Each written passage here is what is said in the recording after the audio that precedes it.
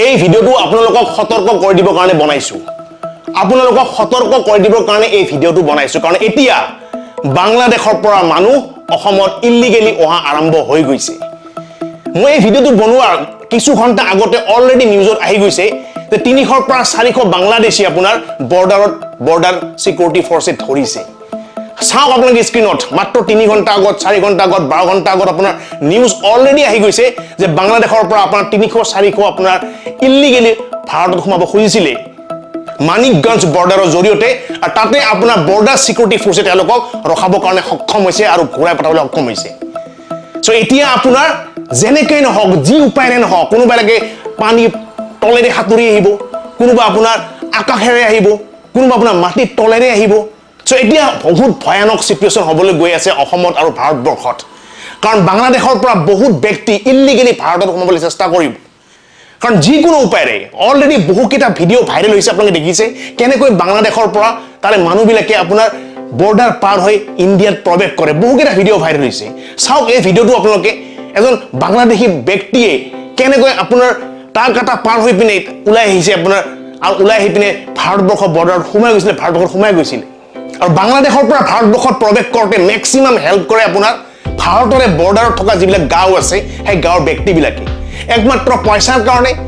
একমাত্ৰ অলপ সুবিধাৰ কাৰণে তেওঁলোকে বাংলাদেশৰ পৰা যিকোনো এজন ব্যক্তিক ভাৰতত প্ৰৱেশ কৰাত সুবিধা কৰি দিয়ে কাৰণ ৰাস্তাবোৰ তেওঁলোকে চিনি পায় আপোনালোকে চাওক মেঘালয়ৰ জৰিয়তে কেনেকৈ এজন বাংলাদেশীয়ে আমাৰ মেঘালয়ত থকা গাঁৱৰ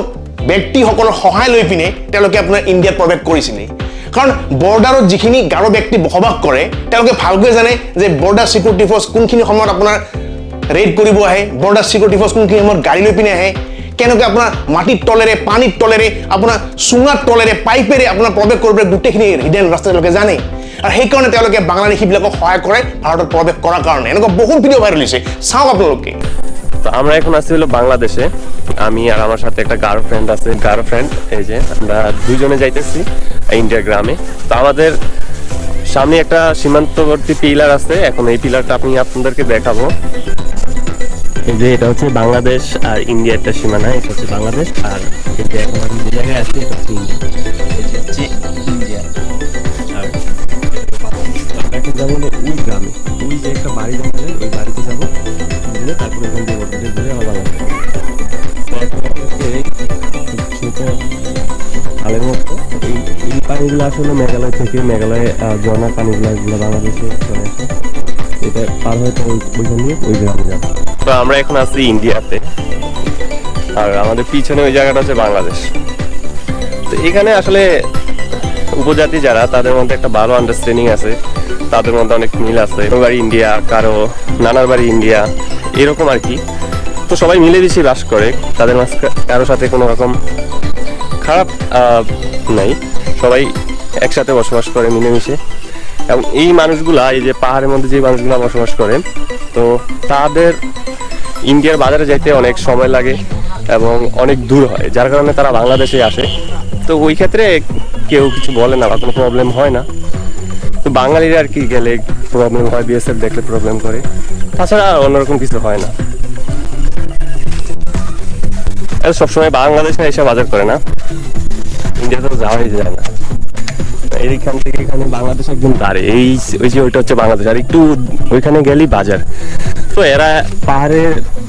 বসবাস করে তো এইখান থেকে তাদের ইন্ডিয়া বাজারে যাইতে হইলে 2 থেকে 3 ঘন্টা হাইটে যাইতে হয় কারণ এই পাহাড়ি দুর্গম এলাকায় কোনো গাড়ি চলে না তো যার জন্য তারা বেশিরভাগ বাংলাদেশের বাজারেই যায় বাংলাদেশের বাজার করে এইসব নিয়ে কোনো প্রবলেম হয় না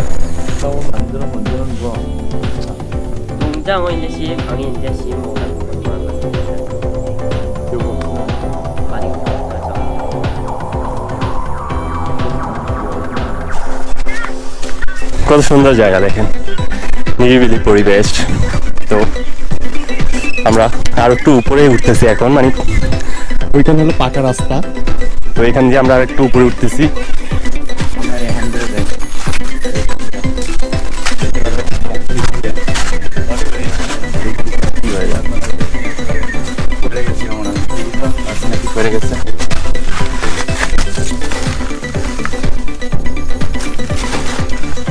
আছে যাওয়া যাইব আচ্ছা এখান দিয়ে যাও এখান দিয়ে যাই আর আমরা রাস্তা দিয়ে আসে না কারণ টাইম হইতে থাকে যাও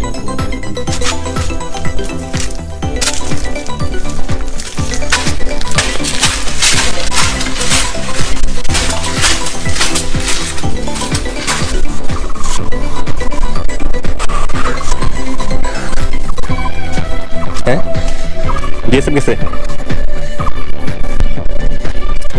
আপনারা যদি সাধারণ মানুষ হন তাহলে কিছু যাইতে পারবেন না এগুলো অনেক রিস্ক এটা শুধু এখানের বর্ডার সাথে যাদের বাড়ি তারা যাইতে পারে উপরে যাইবা মা দাও হিনো না এবার যাও বাস কোন দিবে যাও তো আমরা একটু উপরে যাই একটা গাড়ো বাড়িতে যাই ইন্ডিয়ার গাড়ো বাড়িতে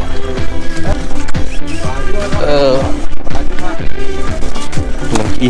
নিরিবিলি একটা জায়গায় তারা বসবাস করে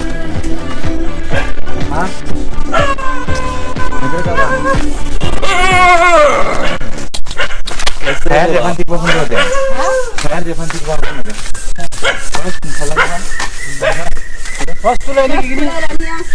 বাংলাদেশীবোৰে এনেকৈ আপোনাৰ ভাৰতত প্ৰৱেশ কৰে ভাৰতত প্ৰৱেশ কৰাৰ পিছত তেওঁলোকে এজন ব্যক্তিক কণ্টেক্ট কৰে আৰু সেই ব্যক্তিজনে তেওঁলোকক এনেকুৱা এজন ব্যক্তিৰ ওচৰত এনেকুৱা এটা গেঙৰ ওচৰত লৈ যায় যি গেংটোৱে আপোনাক তেওঁলোকক পাছপোৰ্ট বনাই দিয়ে তেওঁলোকৰ মাৰ্কশ্বিট বনাই দিয়ে তেওঁলোকৰ ভুৱা আধাৰ কাৰ্ড বনাই দিয়ে তেওঁলোকৰ ভুৱা ভোটাৰ আইডি কাৰ্ড বনাই দিয়ে একদম হুবহু কোনেও ধৰিব নোৱাৰিব ফেক বুলি আজি কিছু বছৰ আগতে ডিজিপি আসাম পুলিচে নগাঁৱৰ পৰা মকবুল হুছেইন বুলি এগৰাকী ব্যক্তিক ধৰিছিলে যাৰ ওচৰৰ পৰা গভৰ্ণমেণ্টৰ সিল গভৰ্ণমেণ্টৰ ষ্টাম্প আপোনাৰ তেওঁলোকে ওলাইছিলে যাৰ ওচৰৰ পৰা একদম ক্লিন নিকা আপোনাৰ গুৱাহাটী ইউনিভাৰ্চিটিৰ মাৰ্কশ্বিট তেওঁলোকে ওলাইছিলে চাওক আপোনালোকে স্ক্ৰীনত গুৱাহাটী ইউনিভাৰ্চিটিৰ মাৰ্কশ্বিট আপোনাৰ য'ত একো লিখা নাই পুৰা খালী য'ত আপুনি আৰামছে কোনো ব্যক্তিৰ নাম লিখি দিব পাৰে কোনো ব্যক্তিৰ মাৰ্কছ লিখি দিব পাৰে চাওক আপোনাৰ মাটিৰ দলিল পত্ৰ পুৰা খালী একো নাই পুৰা ব্লেংক তাতেও আপুনি কাৰোবাৰ নাম লিখি পিনে যিকোনো মাটি এখন তেওঁলোকৰ নাম কৰি দিব পাৰে লগতে আৰু এটা ভিডিঅ' চাওক য'ত আপোনাৰ কলকাতাত এনেকুৱা কিমান ব্যক্তি ধৰিছিলে যিবিলাক ব্যক্তি আপোনাৰ কলকাতাত আহিছে বেলেগ কিবা কাৰণত অহাৰ পিছত তেওঁলোকৰ পাছপৰ্ট এক্সপায়াৰ হৈ গৈছে ভিজা এক্সপায়াৰ হৈ গৈছে তাৰপিছত কলকাতাতে তেওঁলোকে কিবা ব্যৱসায় আৰম্ভ কৰিছে কিবা পানীপুৰি বিক্ৰী কৰা আৰম্ভ কৰিছে কিন্তু তেওঁলোকে আপোনাৰ নকল উপায়েৰে আপোনাৰ আধাৰ কাৰ্ড বনাই লৈছে চাওক এই ভিডিঅ'টো আপোনালোকে কোথা থাকিস হ্যাঁ ঘনিবাজার নয় ওই যে শিউলিপাড়ার ওখানে বস্তি আছে বস্তির মধ্যে থাকিস তাই তো এমনি অরিজিনাল বাড়ি কোথায় বাংলাদেশে নাম কি হ্যাঁ হ্যাঁ জাহিরুল আচ্ছা হ্যাঁ থাকো কোথায়